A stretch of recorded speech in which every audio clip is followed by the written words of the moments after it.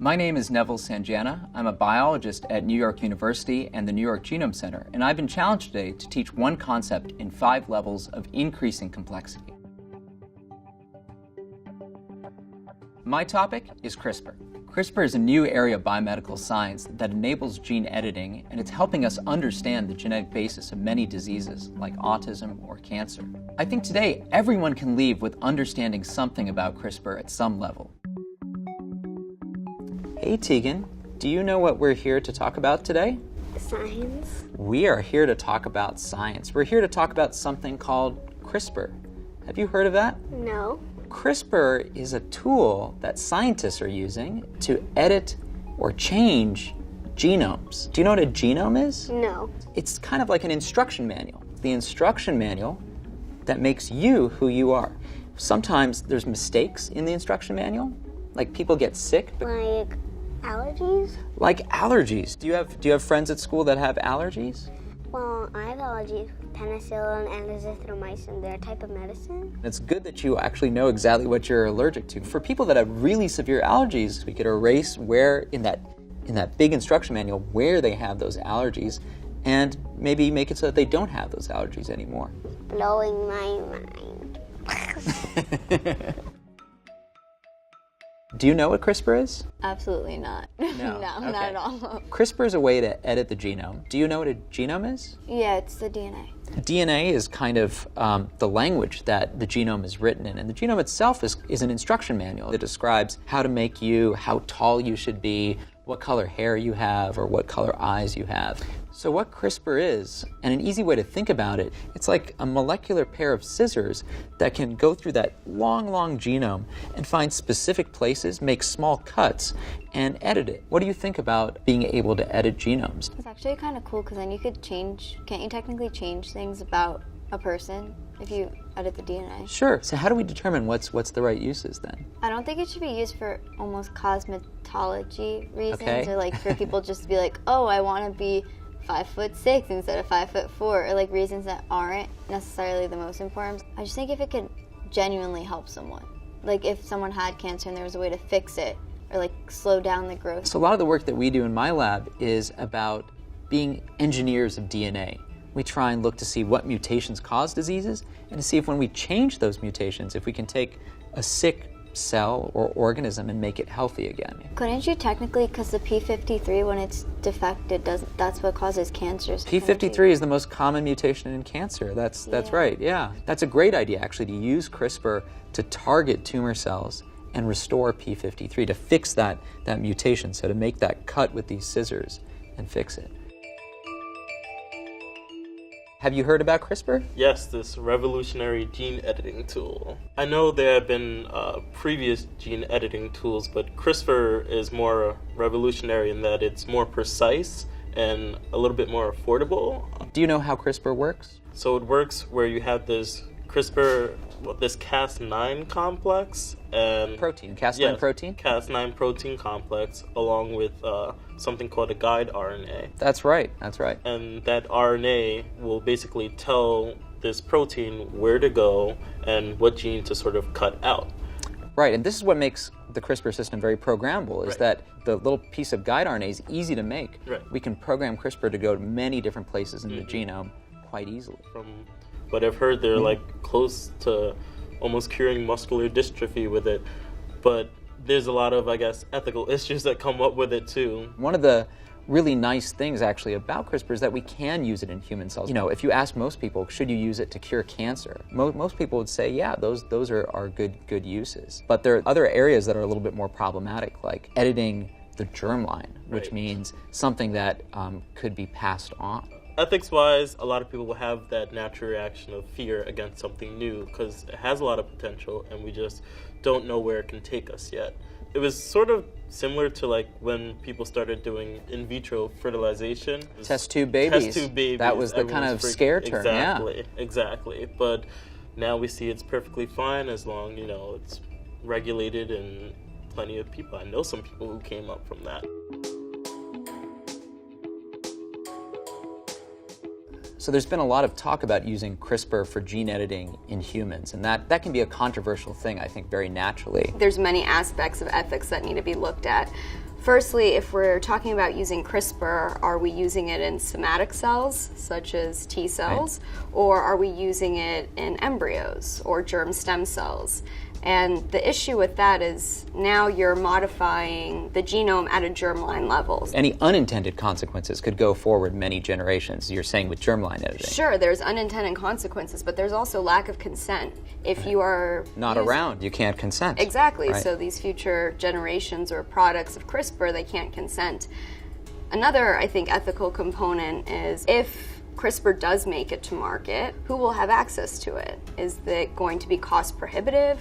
Will only a certain select few be able to use it? As many new cancer drugs are today, right? Right, Will right. that be how it is? Yeah. Would people start using it for non-therapeutic reasons? And I think this then can get into a whole slippery slope. So I think a lot of people are concerned maybe that CRISPR will be used in kind of frivolous ways, maybe just to choose somebody's eye color or how tall they are or what color hair they have. And I think what a lot of people don't realize maybe is that the state of genetics is not quite there. It's nice to think that I can go in and choose exactly what eye color I want, but fundamentally, science doesn't exactly know all of that yet. We don't know every single gene related to eye color, nor the regulatory mechanisms, nor the epigenetics. This is a Right, huge, so we can huge use CRISPR issue. now to try and understand better how do our genes relate to these different features, these different phenotypes that we have. There's a lot of work left to do before we even know, I think, what are the knobs and dials, what are the controls Right. that affect eye color or how tall you are. So I think this question right now, even though it's important to discuss, I kind of feel like it's more theoretical right now. Yeah, or is it really even a point necessary for conversation? Because people are going out every single day and getting plastic surgery to change how they look. How is this any different? And in the same slant, people are using in vitro fertilization, right? So this is manipulating genomes. You're choosing which embryos to implant. So we're almost doing little aspects of what CRISPR has the potential to do. So Matt, what are you doing right now in the lab, and how are you using gene editing in your own work? Right now, one of the questions I've been very much interested in is trying to understand the effect of human genetic variation on using CRISPR-Cas9 reagents.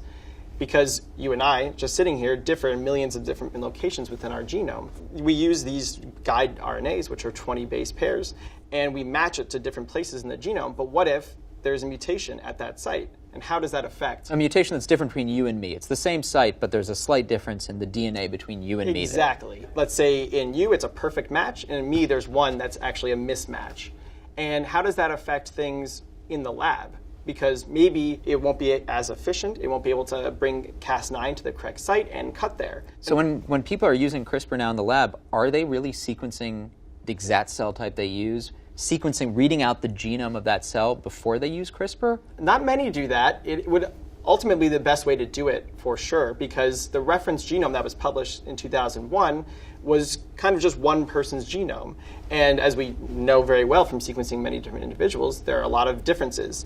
And so there are some concerns that when you use these in the lab that you're intending for a cut to be made in this one place in the genome. But if there happens to be a mismatch there because of some variant in the cells that you're studying, maybe it won't cut there at all. And even maybe worse is that maybe it'll cut somewhere else because maybe now it can match elsewhere. So you're saying right now that it's kind of early days with CRISPR and that there's a lot of technical issues that really need to be ironed out, that it's not anything can be targeted at any time. We're trying to develop the scientific steps that will take us to that kind of total genome control. It is still the early days, and as much progress has been done, which is actually quite remarkable given how new this technology is. I mean, we're just a few years away from when it was really started being used for these applications.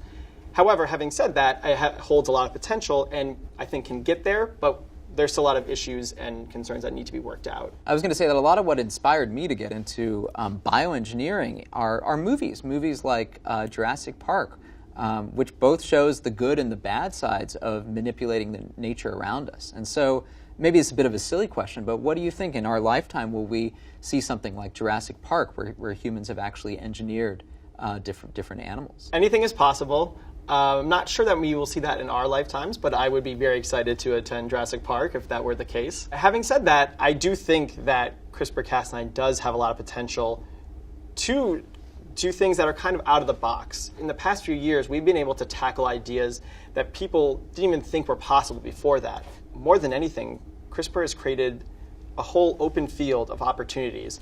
And so whether or not that leads us to Jurassic Park, I can't tell you that answer for sure, but I certainly hope that it does. And I think you're right that the opportunities might be much broader than just biomedical science. It might be things like using DNA as a hard drive, being able to use CRISPR as a diagnostic instead of just a tool for editing. Can we use cells to record data over time with CRISPR? Can we use CRISPR to track cells in a developing embryo? I think this is one of the most exciting recent uses of CRISPR I've seen that I would have never predicted a year ago. The dominant paradigm right now is CRISPR is just for cutting DNA. But when you think of it more as a general platform, a pointer to a location in a genome, then that becomes a very, very powerful thing. Do you think CRISPR will be helpful for understanding human variation beyond what we already have just by sequencing people's genomes? Yes, absolutely. I think that the real power of CRISPR lets us to follow up on this genetic information that we've been studying and following for a very long time now. There have been a lot of studies where you take a group of people with disease X and people without that disease,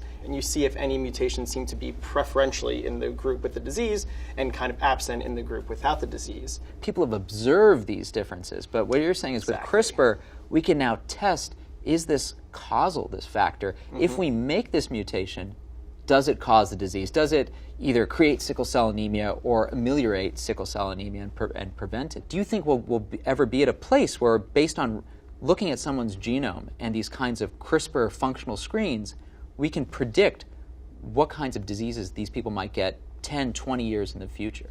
I think that's certainly a great goal. As of now, we tend to focus on variants or mutations that we know the function. What about mutations we've never seen before? Something that comes from, let's say, UV radiation and melanoma or something. I think that we will ultimately have the power to do that. And so thinking about when you start from a mutation, do you look at the expression of RNA? Is that changed? Is it changing things at the protein level? So this is interesting. So you mentioned that we can analyze genomes, the DNA level, and then you said the RNA level, looking at the expression of genes, and then the proteins, the products that they actually make with proteomics or mass spectrometry. But do you think it's kind of like another level of understanding the function of the genome, or do you view it as part of one of those levels? I do think it provides a different level of data. The ability to rapidly and genome-wide assess and make changes at the DNA level, and then look at the resulting changes at the RNA and protein level, I think is something that we haven't been able to do, and is now, I think, going to rapidly advance understanding at a genetic level, at the DNA level, of a lot of different diseases. So you and I have done functional screens. We've done these large-scale CRISPR screens where we modify many genes, thousands of genes, or thousands of locations in the genome, all in kind of a test system. But do you ever see this one day, the idea of these multiplex pooled CRISPR screens going into the clinic, that we actually take a clinical cell line, a cell line from a patient? Absolutely. I think that is kind of one of the ultimate goals. Ultimately, it would be very nice to be able to correct the mutations for these diseases we've known about for sometimes hundreds of years, and we just haven't been able to do anything about. There's a lot of kind of ethical issues surrounding, very reasonably, using CRISPR in the clinic. I think there's a lot of concern about trying to use CRISPR technology or other genome technologies to make humans designed in a specific way, whether you want to change eye color, height, or things like that. The kind of irony of that situation is that the genetics of a lot of the traits that are, you can see by just looking at a person are quite complex and are not worked out in the same way. So you're saying that the ethical problem is not really right now a clear and present issue, because for many of these perhaps a little bit more superficial traits that we have, we don't really even know what genes can control these traits. Though it's probably a good idea to start thinking a little bit about engineering somatic cells versus germline cells, which are passed on to future generations. And I think one nice thing is that most scientists agree that, at least for human gene editing, that we need to focus on somatic cells, which really impacts a lot of people with these diseases, and that there's many, many issues around editing the germline, where there you're doing something that might be inherited for many generations.